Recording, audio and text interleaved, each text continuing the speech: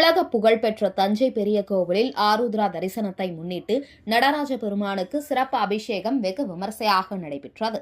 தஞ்சை பெரிய கோவில் என்று அழைக்கப்படும் அருள்மிகு பெரியநாயகி அம்மன் உடனாகிய பெருவுடையார் ஆலயம் உலக பிரசித்தி பெற்று விளங்குகிறது.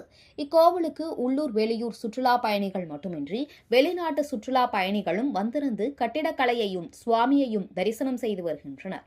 இந்த நிலையில் ஆருத்ரா தரிசனத்தை முன்னிட்டு தஞ்சை பெரிய கோவிலில் தனி சன்னதியில் வீற்றிருக்கும் நடராஜ பெருமானுக்கு வில்வ இலை, விபூதி, திரவிய பொடி, மஞ்சள், அரிசி பொடி, பழங்கள், தேன், கரும்பு சாறு, பால், தயிர் மற்றும் சந்தனம் ஆகியவற்றால் சிறப்பு அபிஷேகம் செய்யப்பட்டு மகா தீபாரதனை காண்பிக்கப்பட்டது மற்றும் சிறப்பு அபிஷேகம் செய்யப்பட்டது. இதில் ஏராளமான பக்தர்கள் கலந்து கொண்டு சுவாமி தரிசனம் செய்தனர்.